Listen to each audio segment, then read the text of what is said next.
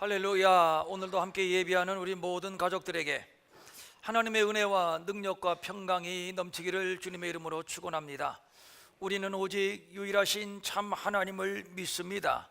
그의 살아계심, 그 위대한 능력, 그리고 아들 예수 그리스도를 보내시어서 십자가에서 대속 제물이 되게 하시고, 그리고 저를 믿는 자마다 멸망치 않고 영생을 얻게 하시는 구원의 능력, 생명의 주님이 되시는 줄도 믿습니다.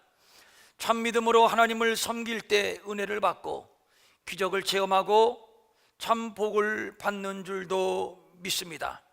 하나님은 우리에게 기도를 명하시고 또 기도할 때에 응답하신다고 약속을 하셨고, 그 약속을 지키사 기도할 때에 반드시 응답하시는 하나님도 믿습니다. 그런데 이렇게 좋으신 하나님을 믿으면서도 우리의 믿음 생활에 늘 따라다니는 딜레마가 하나 있는데, 하나님이 계신지 안 계신지 침묵하실 때입니다. 아니, 침묵 정도가 아니라 상황이 더 악화되는 경우가 있는데, 이럴 때 많은 사람들이 하나님께 대하여 깊은 회의에 빠지고 믿음을 포기하는 경향이 대단히 많다는 것입니다. 여러분들은 이런 경우 없습니까? 나는 다급한데, 그래서 하나님께 SOS를 치면서 하나님 큰일 났어요, 빨리 도와주세요 애타게 기다리는데, 그런데 하나님은 가타부타 대답이 없습니다. 그러는 사이에 상황은 더 악화됩니다. 이런 경험 없으신가요?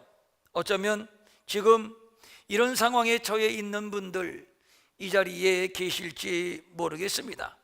하나님이 눈에 보이지 않기에 다행이지, 만약에 눈에 보인다면, 만약에 우리 앞에 계시다면 하나님과 한판 붙어보고 싶은 분 아마 우리 가운데 없지는 않을 것입니다. 슈퍼맨처럼 나타나셔서 의인에 대하여는 충분한 보상을, 악인에 대하여는 철저한 심판을 하신다면 70억의 인구를 한꺼번에 구원하는 것쯤은 식은 죽 먹기처럼 쉬울 것입니다. 그런데 그렇지 않습니다. 의인이 고난을 당해도, 악인이 형통을 해도 하나님은 침묵하십니다. 이럴 때 안 믿는 가족들, 안 믿는 세상 사람들 앞에 보통으로 민망한 것이 아닙니다. 이것은 비단 우리만의 문제가 아닙니다. 그래서 일찍이 옛 시인도 이렇게 탄식한 바가 있습니다. 사람들이 종일 내게 하는 말이 네 하나님이 어디 있느뇨 하오니 내 눈물이 주야로 내 음식이 되었도다. 하나님은 어디 계신가? 왜 침묵하시는가의 문제, 이 문제로 인해서 하나님이 없다고 단정하는 사람, 믿기는 믿지만 수도 없이 갈등과 번민 가운데 있는 사람 참으로 많이 있지요. 이런 분들에게 오늘 본문이 큰 교훈이 될 수 있기를 바랍니다. 한 여인이 있었습니다. 그는 가나안 이방 여인이었고 딸 아이 하나가 있었고, 그런데 이게 웬일입니까? 이 여인이 행복하지를 않았습니다. 왜냐하면 하나밖에 없는 이 딸 아이가 귀신에 들렸기 때문입니다. 딸은 부모에게 기쁨이 되어야 하는데 귀신 들렸다고 하는 이유 때문에 이 여인은 기쁘지 않았습니다. 행복하지도 않았습니다. 딸 아이를 볼 때마다 마음이 아팠고, 그래서 늘 근심이었고 눈물이 마르지를 않았습니다. 귀신에 들렸다는 것은 매우 심각한 문제입니다. 왜냐하면 아무나 쉽게 고칠 수 있는 것이 아니기 때문입니다. 용하다는 의원을 찾아갔을 것이고, 귀신을 쫓는 전문가 무당도 찾아가서 요즘 말로 부닥거리 한 번쯤 했을 겁니다. 그러나 아무 효험이 없었습니다. 그러는 사이에 돈도 많이 소비했을 것이고 또 심신도 많이 지쳤을 것이고 상처도 받을 만큼 받았을 겁니다. 우리가 문제를 해결함에 있어서 절대 안 되는 것이 있고 그래도 만에 하나라도 가능한 것이 있습니다. 그런데 이 귀신 들린 사람을 고치는 것, 이것은 어떤 방법으로든 세상에서는 고칠 수가 없습니다. 왜냐하면 이것은 귀신의 문제, 즉 영적인 문제이기 때문입니다. 세균 감염은 세균을 죽이면 되는 것이고 암 환자는 암세포를 죽이면 됩니다. 마찬가지로 귀신이 들렸다면 귀신을 쫓아내는 방법밖에는 달리 다른 방법이 없습니다. 그런데 귀신을 약을 먹어 쫓아내겠습니까? 아니면 수술을 해서 쫓아내겠습니까? 안 되는 일입니다. 귀신의 문제, 이것은 영적인 문제요. 그렇다면 이것은 영적인 문제로, 영적인 방법으로 해결해야 되는 것입니다. 모르긴 해도 이 아이의 어머니는 귀신 들린 딸을 고치기 위하여 무엇인들 안 해보았겠습니까? 할 수 있는 일이라고는 다 해보았을 겁니다. 그러나 안 되는 것은 안 되는 것입니다. 그래서 애만 태울 수밖에 없는 것이고 주변 사람들도 이 여인이 불쌍하기는 했지만 달리 도울 방법이 없습니다. 그런데 어느 날 예수라고 하는 분이 이곳 두로와 시돈 지방에 왔다는 소문이 돌았습니다. 여인도 예수에 대한 명성은 익히 들어서 알고 있던 터였습니다. 나병 환자를 고치고 중풍병자를 고치고 각종 질병을 기적으로 치료한다는 소문, 게다가 귀신을 쫓아내는 능력까지 있다는 소문. 여인은 귀가 번쩍 뜨였습니다. 어찌 가만히 있겠습니까? 그럴 수는 없지요.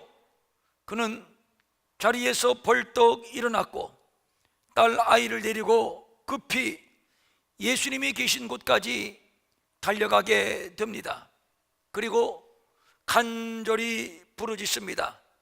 주 다윗의 자손이여, 나를 불쌍히 여기소서. 내 딸이 흉악하게 귀신 들렸나이다. 그때의 장면을 머릿속에 한번 상상해 봅니다. 이 여인이 얼마나 간절하고 애타게 부르짖었을까.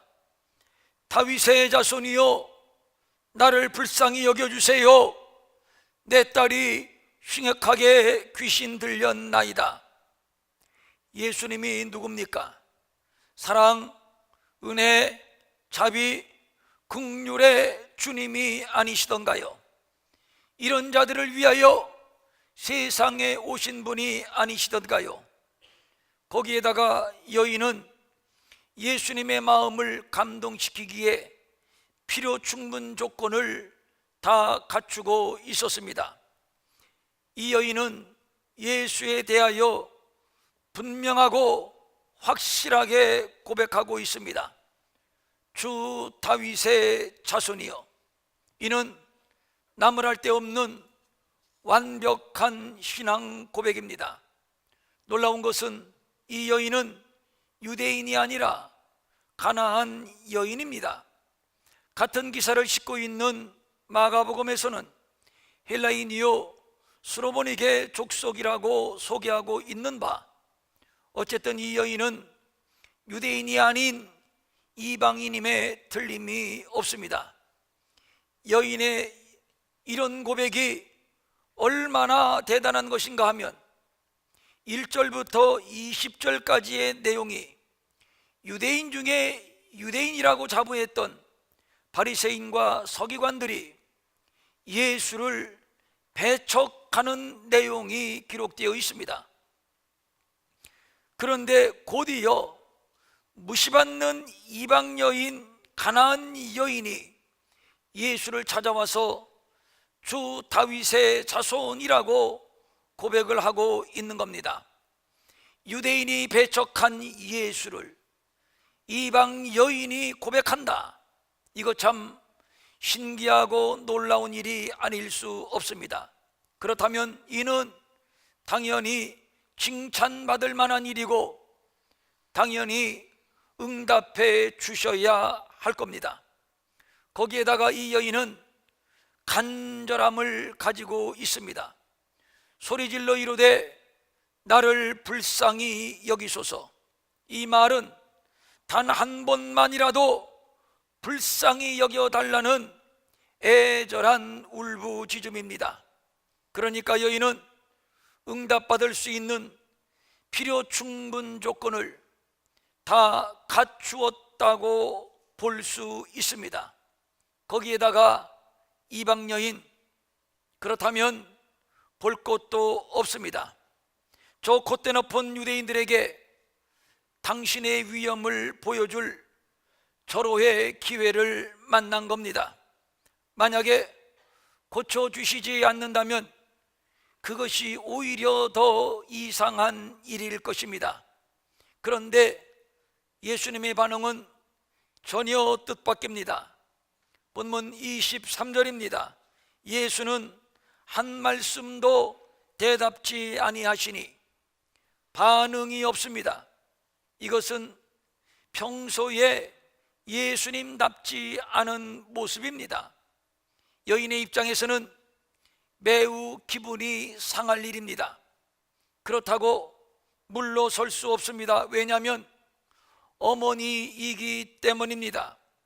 여자는 약하지만 어머니는 강하다는 말이 있지 않습니까? 나를 불쌍히 여기소서.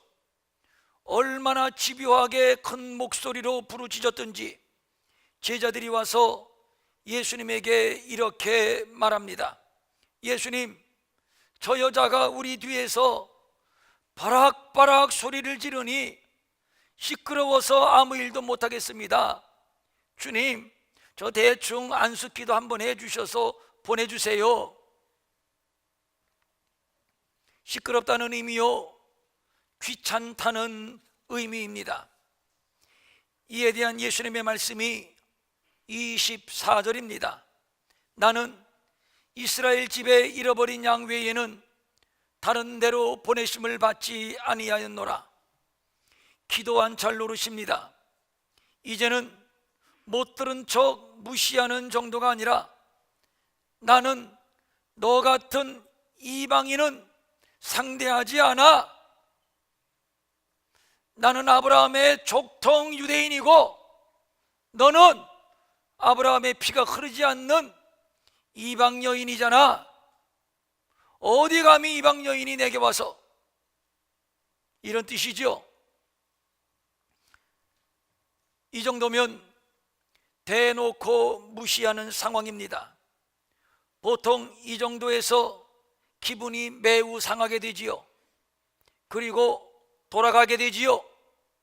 이 정도의 예수라면 내가 잘못 보았다, 잘못 생각했다, 상종할 사람이 못 되는구나. 그런데 여인은 아닙니다. 25절입니다. 여자가 예수께 와서 절하며 이르되 저를 도우소서. 여기에서 절하다라고 하는 말은 미완료인데 계속 반복해서 절하는 모습, 그리고 저를 도우소서, 이 말은 빨리 좀 이 문제를 해결해 주세요라고 하는 이 여인의 애타는 마음의 표현입니다. 그러니까 이 여인은 예수님이 무엇라 말씀하시던 계속적으로 반복해 엎드려서 애원 절규하고 있는 겁니다. 그런데 아직도 예수님의 태도는 달라지지 않고 있습니다. 아니, 한술 더 뜹니다. 26절입니다. 자녀의 떡을 취하여 개들에게 던짐이 마땅하지 아니하니라. 아무리 예수님이라 해도 이 정도면 막가자는 겁니다. 정말 이 말이 예수님이 하신 말씀 맞는 겁니까? 너는 개야, 내가 어찌 개하고 상대한단 말이냐? 이런 뜻인데, 진정 이 말이 예수님이 하신 말씀 맞습니까? 그렇다면 여기에서 상황은 완전 끝입니다. 더 이상 뭘 기대합니까? 예수님의 인격, 예수님의 인품이 고작 이 정도였단 말입니까? 오직 딸 자식 하나 고쳐보겠다는 어머니의 간절한 염원으로 참고 참았는데, 정말이지 해도 너무합니다. 이 정도면 멱살을 잡든지 침을 뱉든지 하는 일만 남았습니다. 그런데 여인 좀 보세요. 여자가 이르되 주여 올소이다마는 개들도 제 주인의 상에서 떨어지는 부스러기를 먹나이다. 당신이 나더러 개라면 맞습니다. 나는 개입니다. 당신은 유대인이고 나는 개만도 못한 이방 여인에 불과합니다. 그러나 내가 소망합니다. 당신은 그럴지라도 내 딸 자식을 고쳐줄 능력이 있지 않습니까? 괜찮습니다. 나더러 무엇이라 해도 저는 다 듣겠습니다. 내 자식만큼은 고쳐주세요. 이것이지요. 우리가 이런 상황이라면 어떻게 하시겠습니까? 의인이 고난을 당하고 악인이 흥하는데 하나님은 침묵하십니다. 응답받기 위하여 철야 기도를 하고 금식 기도를 하고 작정 기도도 합니다. 그런데 하나님은 여전히 응답이 없습니다. 나는 죽겠는데 도저히 더 이상 참지 못하겠는데, 흔히 하는 말로 미치겠는데, 이대로 꼬꾸라지고 이대로 망할 것만 같은데, 그래서 애절하게 하나님께 부르짖는데, 간절히 매달리는데, 그런데 하나님은 여전히 침묵하십니다. 숨바꼭질하는 것입니까? 하나님은 도대체 어디에 계신 겁니까? 대개 이때가 신앙의 고비입니다. 많은 사람들이 이때 스스로 결정을 내려버립니다. 하나님은 없다. 내가 속았다. 내가 잘못 믿었다. 여기에서 우리가 잘못 알고 있는 그릇된 상식이 있습니다. 하나님이 잠잠하실 때, 침묵하실 때 하나님이 없다고 생각하는 것입니다. 하나님이 나의 기도를 듣지 않으신다고 생각을 하는 것입니다. 그러나 이 사실 알아야 합니다. 본문을 자세히 보십시오. 예수님이 끝까지 침묵하셨습니까? 결국 여인은 응답을 받지 못했습니까? 28절입니다. 여자여, 내 믿음이 크도다. 내 소원대로 되리라 하시니 그때로부터 그의 딸이 나으니라. 드디어 예수님은 침묵을 깼습니다. 드디어 응답을 하셨습니다. 드디어 소원을 이루어 주셨습니다. 유대인 중에 유대인이라고 자부하는 바리새인과 서기관들은 혈안이 되어 예수를 거부하고 예수를 배척합니다. 2절입니다. 당신의 제자들이 어찌하여 장로들의 전통을 범하나이까? 떡 먹을 때에 손을 씻지 아니하나이다. 사사건건 시비를 걸고 트집을 잡습니다.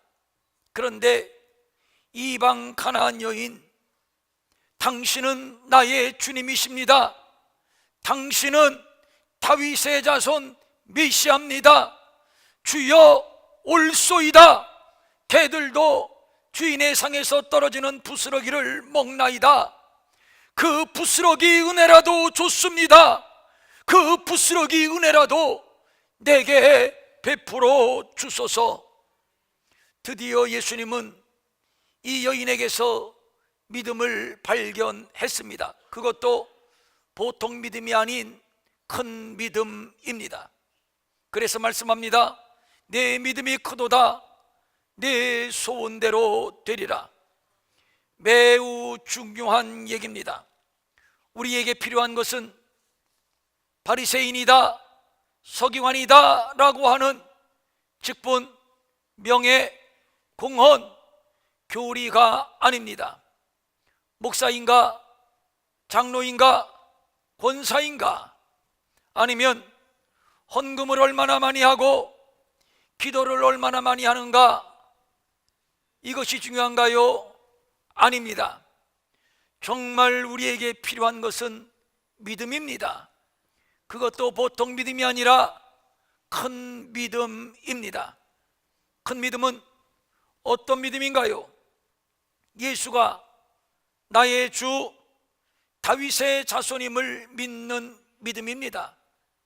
바리새인과 서기관들이 눈이 멀어 예수가 누구인지 알아채지 못할 때, 그리하여 사사건건 시비를 걸고 예수를 올무에 걸어 넘어뜨리려고 할 때,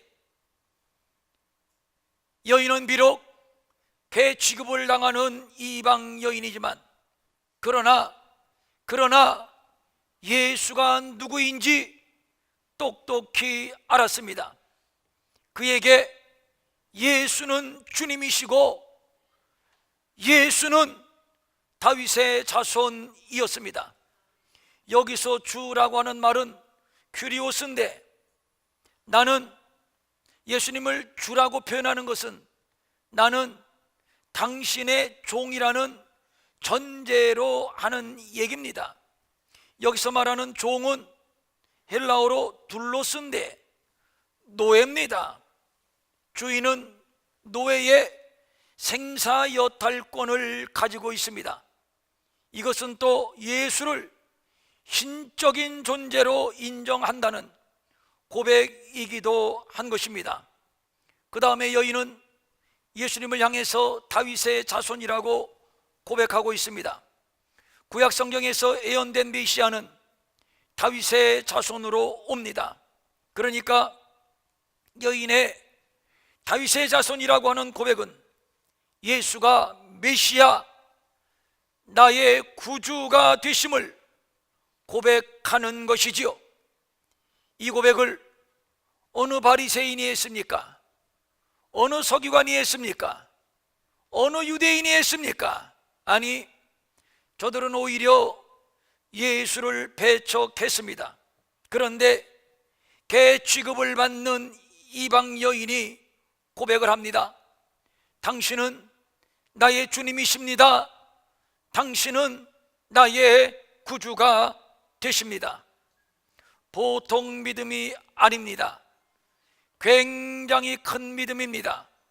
그런데 본문에서 말하는 큰 믿음은 여기까지가 아닙니다. 여기에서 한 걸음 더 나아갑니다. 흔히 말하는 시험이 여인에게 닥쳐옵니다. 이 시험은 자기가 방금 고백했던 주 다윗의 자손이라는 믿음에 대한 시험입니다. 예수, 당신은 나의 주여, 당신은 다윗의 자손이라고 고백을 했지만 상황은 여전히 변함이 없습니다. 여전히 예수님은 침묵하고 여전히 딸아이는 귀신에 들려 있습니다. 제자들까지 귀찮은 존재이니 예수님 대충 고쳐서 돌려보내라고 한술 더 뜨기까지 합니다. 자존심이 팍팍 상합니다. 주변 사람들까지도 시끄럽다고, 귀찮다고, 핀잔하고 무시했을 겁니다.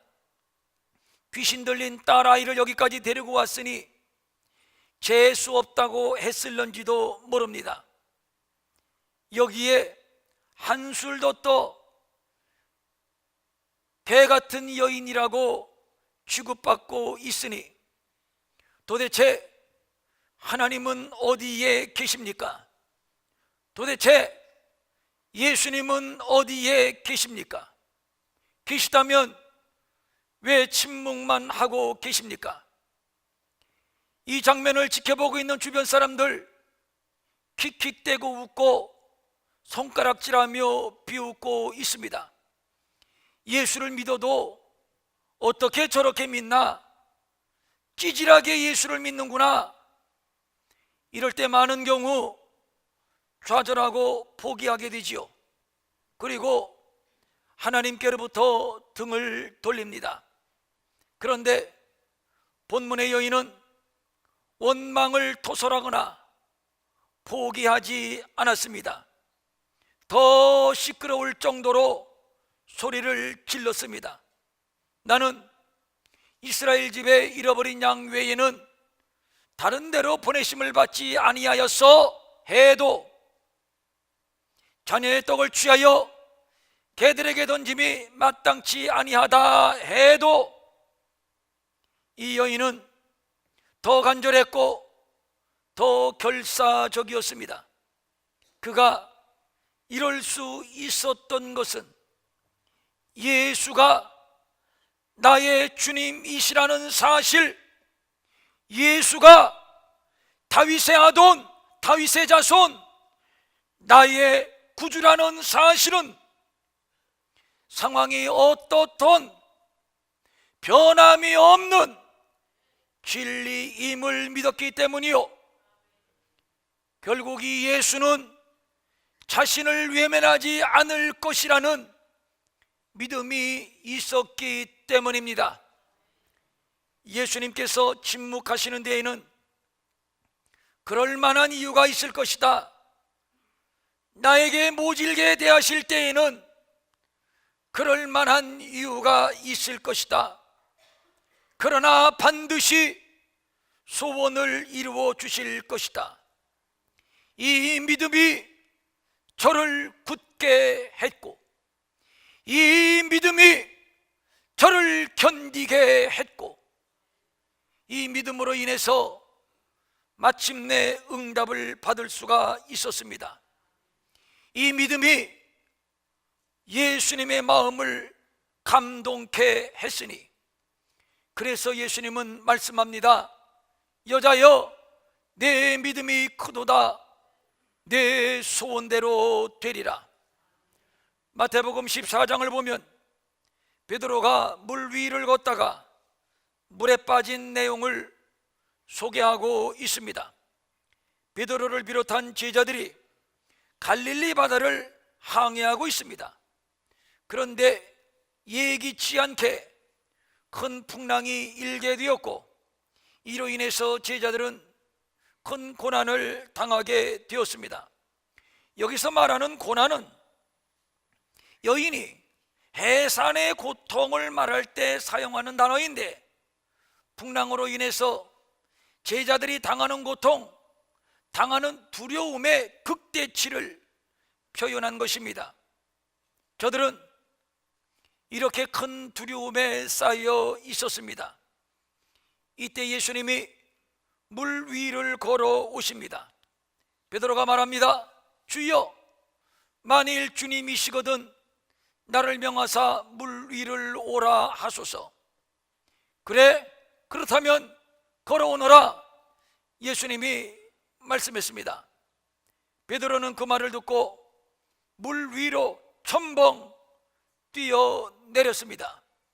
그리고 몇 발자국 걸어서 예수님에게 다가갑니다. 그러다가 바람이 다시 한번 거칠게 불어치니까 두려움이 밀려왔고, 그러는 사이 예수님을 향하는 시선이 그만 풍랑, 파도, 바람을 바라보게 되었고, 그러는 사이에 베드로는 물에 빠지게 되었습니다. 이때 베드로가 다시 외칩니다. 주여, 나를 구원하소서. 그때 주님은 즉시 손을 내밀어 그를 붙잡으시면서 말씀합니다. 믿음이 작은 자여, 왜 의심하였느냐? 베드로와 본문의 여인과의 믿음을 비교해 봅니다. 베드로도 예수를 주라 불렀고 본문의 여인도 예수님을 주라 불렀습니다. 그런데 베드로는 물에 빠졌고 본문의 여인은 응답을 받았습니다. 그 차이가 무엇입니까? 먼저 베드로에게 주님이 하신 말씀에 해답이 있습니다. 믿음이 작은 자여, 왜 의심하였느냐? 베드로에게 믿음이 있기는 있었지만 바람이 불면 두려운 믿음, 예수님이 나의 주님이 되시기는 하는데 그런데 과연 이 풍랑 속에서 나를 구원하실까? 의심하는 믿음, 곧 믿음이 적은 자여. 베드로의 믿음은 적은 믿음이었습니다. 반면 가나안 여인의 믿음, 이 여인은 모멸, 무시 속에서도 끝까지 예수님의 주님 되심, 예수님의 다윗의 자손 메시아 되심을 믿었습니다. 그는 이것을 붙들었습니다. 그 주님이 반드시 나를 구원하시고 내 애타는 소원을 응답해 주실 것이라고 믿었습니다. 시험과 환난 속에서도 포기하지 않는 믿음, 큰 믿음입니다. 지난 주일에 한국교회의 순교에 관한 몇 가지 사례를 말씀드렸습니다. 문준경 전도사님, 공산당이 발길로 걷어찹니다. 사정없이 짓밟습니다.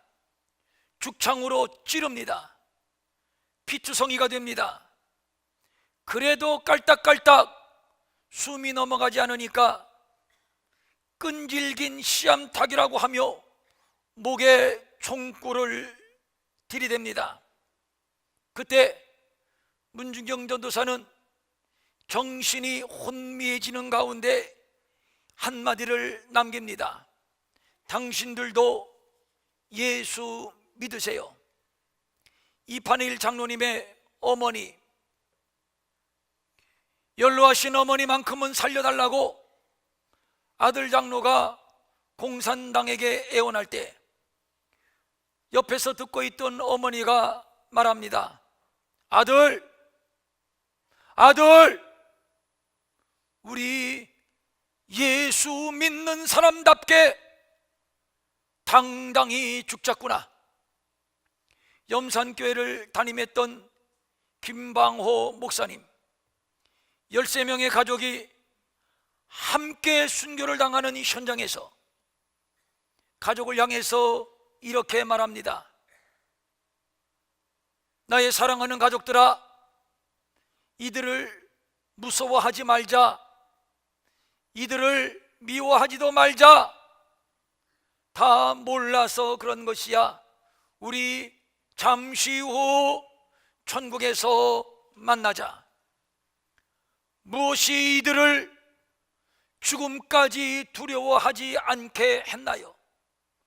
무엇이 죽어가면서까지 저들의 영혼을 향해 예수를 믿으라고 전도하게 했으며, 무엇이 원수까지도 사랑하게 했나요? 타고난 담력인가요? 훈련된 정신력인가요? 아니면 고상한 인품인가요? 아닙니다. 오직 나의 주님이 되시며 나의 구주가 되신다는 믿음 때문입니다. 이 믿음은 환난이 오고 시험이 온다고 여전히 가난하고 여전히 병들고 여전히 힘겹다고 쉽게 버리고 포기할 수 있는 것이 아닙니다. 왜냐하면 진리이기 때문입니다. 1세기 교부였던 폴리캅에 관한 얘기입니다. 그가 붙잡혔습니다. 집정관이 말합니다. 맹세하라, 그리스도를 욕하라, 그리하면 내가 너를 풀어주어 너는 자유를 얻을 것이다. 이에 폴리캅은 이렇게 외칩니다. 내가 86년 동안 그를 섬겨왔지만 그분은 내게 절대로 해를 입힌 일이 없소이다. 그런데 내가 어떻게 내 목숨 하나 부지하자고 나의 왕, 나의 구주가 되신 그 예수 그리스도를 욕되게 할 수 있단 말이요. 성도님들, 이것이 큰 믿음입니다. 예수님이 진정 나의 주님이라고 믿는다면, 예수가 나를 죄와 사망에서 구원한 다윗의 자손, 나의 구주라고 믿는다면 기다리지 못할 것이 무엇이고 견디지 못할 것이 무엇입니까? 결국 선을 이루어 나를 만족하게 하실 줄 믿는다면 어찌 감사하지 않을 수 있겠습니까? 우리가 그분을 끝까지 포기할 수 없는 것, 좁은 문이요 좁고 협잡한 길이지만 그럼에도 우리가 끝까지 이 길을 가야만 하는 것, 그것은 예수 그리스도 그분이 나의 주님이시요 다윗의 자손, 나의 구주가 되시기 때문입니다. 하나님이 침묵하시어 답답합니까? 조금만 더 기다려 보십시오. 조금만 더 참고 조금만 더 인내해 보십시오. 하나님이 정하신 그 때가 되면 이렇게 말씀해 주실 겁니다. 내 아들아, 내 딸아, 내 믿음이 크도다. 내 소원대로 되리라. 그런 의미에서 하나님의 침묵은 응답의 과정입니다. 여인은 물러설 수 없었습니다. 설령 물러선다 해도 어디로 물러설 것입니까? 석가모니에게 갈 것입니까? 아니면 공자에게 갈 것입니까? 아니면 산신령에게 갈 것입니까? 아니면 도깨비 귀신에게라도 갈 것입니까? 갈 곳이 없습니다. 예수님은 나의 주님이십니다.